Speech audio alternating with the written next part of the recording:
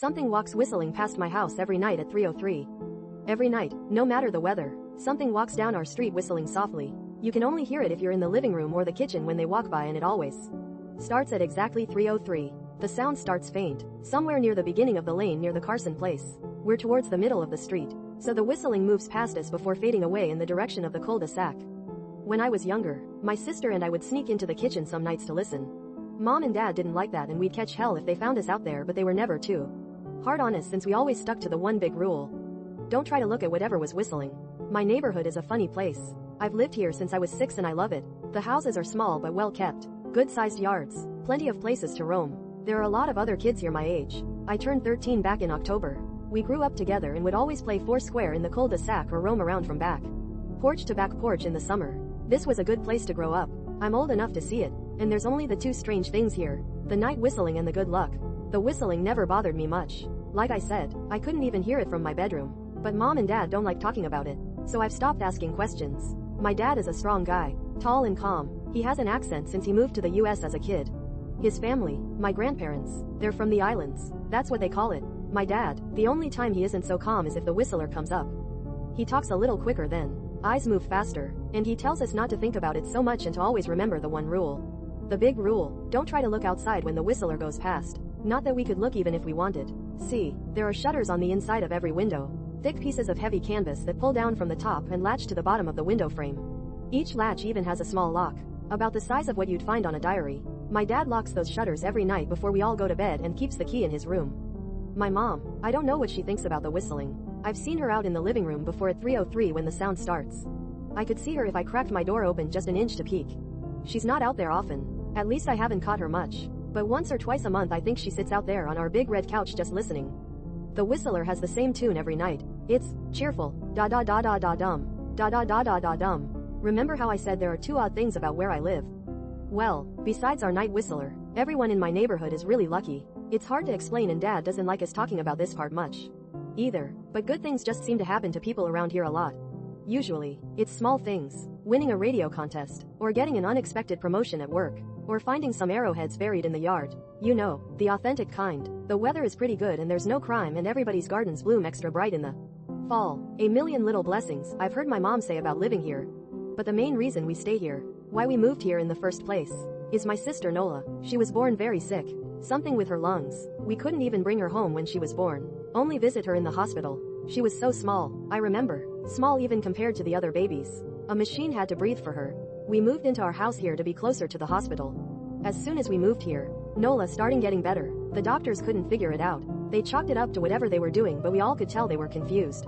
But my parents knew, even I knew, Nola getting better was just another of the million little blessings we got for living in our neighborhood. So that's why we stayed even after we found out that, for every small miracle that happens here every day, now and then, some bad things happen, but they only happen if you look for the whistler.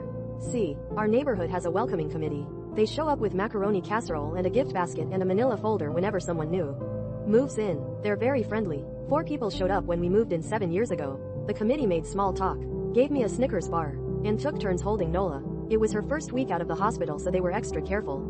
Then the committee asked to speak to my parents in private, so I was sent to my room where I still managed to hear nearly every word. The welcoming committee told my parents about how nice the neighborhood was. Really exceptionally, hard to explain kind of nice. And then they told my parents about the even harder to explain whistling that happened every morning at 3:03 and ended at the tick of 3:05. The group, our new neighbors, warned my parents that the whistling was quiet, would never harm or hurt us, as long as we didn't look for what was making the sound. This part they stressed, and I pushed my ear into the door straining to hear them. People who went looking for the whistler had their luck change. Sometimes tragically, a black cloud would hang over anyone that looked. Anything that could go wrong would. The manila envelope the committee brought over contained newspaper clippings, stories about car crashes and ruined lives, public deaths and freak accidents. Not everyone dies, I heard the head of the committee tell my dad. But the life goes out of him. Even if they live, there's no light in them ever again. No presence. My mom, I could tell she wasn't taking it seriously. She kept asking if this was some prank they play on new neighbors. At one point my mom got angry, accused the committee of trying to scare us out of our new home. Asked them if they were racist on account of my dad being from the islands. My dad calmed her down, told her he could tell our new neighbors were sincere and they were just trying to help us. He explained that he grew up hearing these kinds of stories from his mom and that he knew there were strange things that walked among us. Some of those strange things were good and some were bad, but most were just different. After the committee left, Dad went out to the hardware store, bought the canvas blinds, the latches, and the locks and installed them on every window in the house after dinner. That first night in our new house, I crept out of my room at 3 a.m. only to find my dad awake sitting on the living room couch, holding my baby sister. My dad held up his finger in a shish motion but patted the couch next to him. I sat and we waited. At exactly 3:03 we heard the whistling. Da da da da da dum. Da da da da da dum. It came and it went just like our neighbors said. The whistling returns each night and we never look and we enjoy our million little blessings every day. Nola breathes on her own and she's grown into a strong, clever girl. My dad even joined the welcoming committee. We don't get new neighbors often. Why would anyone want to leave? But when a new family moves in, my dad and the committee bring them macaroni casserole, a gift basket, and the manila folder. I can always tell by the look on my dad's face when he comes back if the family took the committee seriously or if we'd be getting new neighbors again very soon. Not long ago a family moved in directly next to us. The previous owner, Ms. Maddie, passed away at age 105. She'd lived a good, long life. Our new neighbors seemed like they'd fit in just fine. They believed the welcoming committee, took my dad's advice about the locking shutters since they had a young child of their own. Whatever newspaper clippings were in that manila envelope, whatever evidence, my dad never let us see, but I imagine it must have been awfully convincing since our neighbors got along with no issues for the first month. One night, when our new neighbors had to leave town, they sent their son, Holden, to stay with us. He was 12, a year under me in school. I didn't know him well before that night, but as soon as his parents dropped him off after dinner I could tell it was going to be a bad time. Do you know who is always out there whistling every night? Holden asked the moment the adults left the room. The three of us were sitting in the den, some Disney movie playing idly on the television. My sister and I exchanged a glance. We don't talk about that, I said. I think it's that weirdo that lives in the big yellow house on the corner, Holden said. Mr. Tolles? My sister asked. No way, he's really nice. Holden shrugged. Must be a psycho killer. Then, Nola tensed. We don't talk about it, I repeated. Let's go in my room and play Nintendo. We spent the next few hours playing games, eating popcorn and then watching movies. A typical sleepover, but I could see Holden was getting antsy. After my parents had wished us a good night, locked the blinds, and gone to bed, Holden stood up from his beanbag and walked over to where Nola and I were sitting on my bed. Have you ever even tried looking? He asked. It's nearly time. Like most sleepovers, we'd conveniently ignored any suggestion of a bedtime. I was shocked to see he was right. It was almost 3 a.m. I sighed. We don't. See, I can't even try to look because my dad locks the blinds every night and hides the key, he continued, ignoring me. So does our dad, said Nola. No, replied Holden. No, he doesn't. You saw him do it, I said, a little sharper than I meant to sound. Holden grinned. Your dad locks the blinds. Yeah, but he doesn't hide the key. He keeps it right on his normal keychain. So? I asked, worried I already knew what he would say next. Because I had noticed that my dad didn't bother hiding the key anymore after all of these years. Because he knew we took it seriously. So, after your dad locked up but before your parents went to bed, I went to the bathroom. And on my way, I may have peeked into their room. And I may have seen your dad's keychain on his nightstand. And I maybe went and borrowed the key to blinds. Nola and I stared and his grin only grew wider. You're lying, I said. Holden shrugged. You can check if you want. Just open your parents' door and look. You'll see his keychain right there on the nightstand. Stay here, I told both of them. Don't move a muscle. I hurried over to my parents' room but hesitated at the door. If Holden wasn't lying, my dad would be angry. Beyond angry, I was scared thinking about it, but more scared of an open window with the whistler right outside. I opened the door, barely an inch, and looked in but it was too dark to see. Taking a deep breath, I walked into the room. 2 steps into the dark I froze. The whistling started, and I could hear it clearly. From my parents' room, I never realized but they must have heard the sound every night since we moved into the house.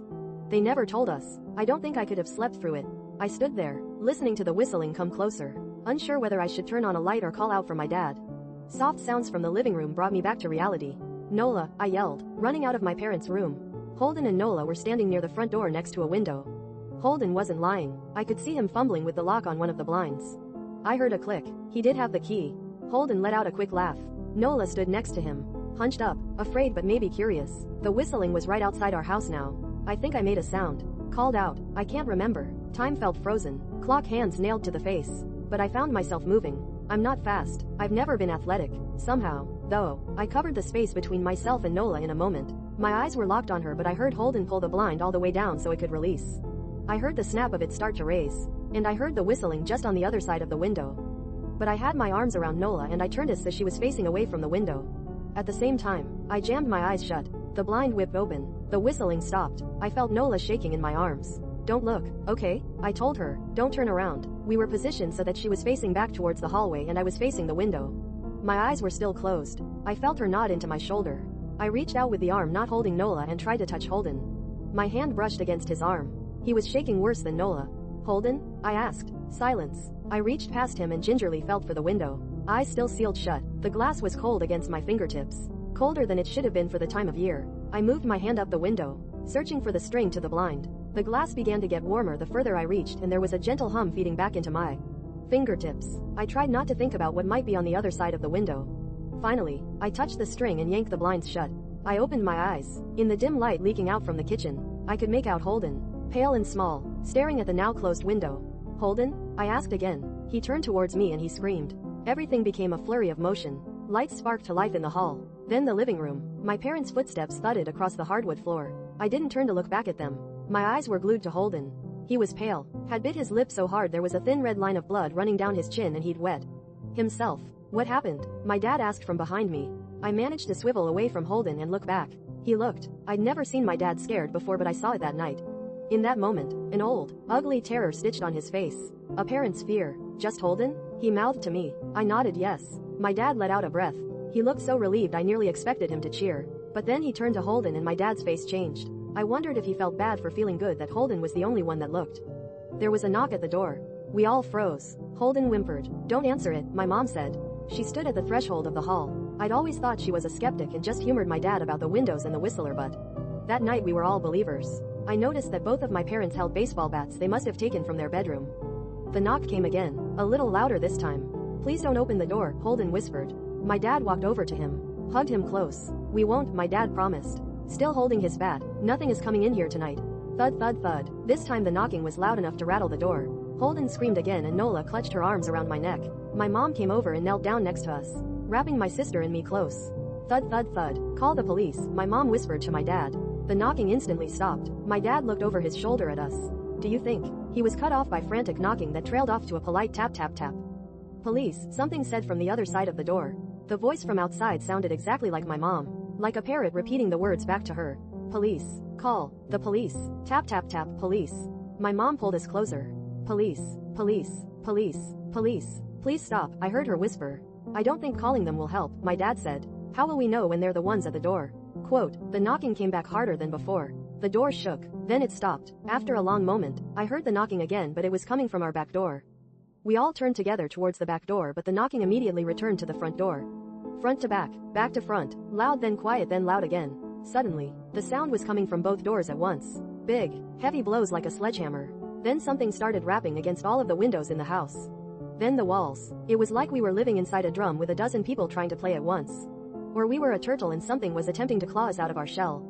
Stop, Holden yelled. The knocking died. I won't tell, Holden said, staring at the door. I promise I won't tell anyone what I saw. Just please go away. We waited for nearly a minute. Then we heard it, a soft tap tap tap coming from the window Holden had looked through earlier. Holden started to cry, sobbing like a prisoner watching gallows being built outside their cell. My dad held him, brushed his hair but never lied to him, never told him things would be okay. The tapping at the window went on for the rest of the night. We huddled together in the living room for I don't know how long. Eventually, my mom tried to take us kids into my room while my dad stayed to watch the door. But the second we moved into my bedroom the knocking came back. So loud it was possible to ignore. I was afraid the door couldn't take it. We went back to the living room and the knocking stopped. Only the tap tap tap on the window remained. None of us slept that night. The tapping stopped around 7 a.m. That's about the time the sun comes up here. We waited another 2 hours before my dad opened the blinds from one window. He made us all go back to my parents' bedroom first. I heard him open the door then come back in. Okay, he told us. It's done. Holden's parents came back around lunchtime. My mom and dad walked Holden over to his house and they all went inside for quite a while. Nola and I watched from the window. She stuck to me the whole day, right at my side, sometimes holding my hand. When my parents came back they looked grim but wouldn't tell us what they said to Holden's family. It was a Sunday so we all spent the day together, ordered pizza and watched movies. That night everyone slept in my room. Nola and my mom in the bed with me. My dad in a chair he'd pulled over. There was no knocking that night or any night since. We didn't see much of Holden or his parents for the rest of that week, but by Thursday there was a moving truck in their driveway. Nola and I watched them packing up the whole afternoon after school. What sticks with me most is how tired Holden and his parents looked. All three had the same pallor, grim mouths and lightless eyes. Even from across the street I could tell something was very wrong. Holden and his family were gone before sunset. I remember what the original welcoming committee said to my parents when we moved in. Not everyone who looks at the whistler dies, but even those that live have the light go out of them and the rest of their lives are full of misfortune, a million little tragedies. I think Holden's parents must have looked, either to comfort him if they didn't believe or share the burden if they did. I watch Nola some days, happy and young and alive, And I wonder if I'd been slower. If she'd looked out the window that night, would I have looked too? To comfort her? To share that burden? I'm glad I don't have to find out. We still live in that house. In that neighborhood, we still hear our whistler walking past every night. The blessings, the luck, the good things here are too good to leave. But we're careful. We don't have friends over to spend the night anymore. And my dad hides the key to the blinds very well. Not that I've gone looking. Some things you just don't need to look for.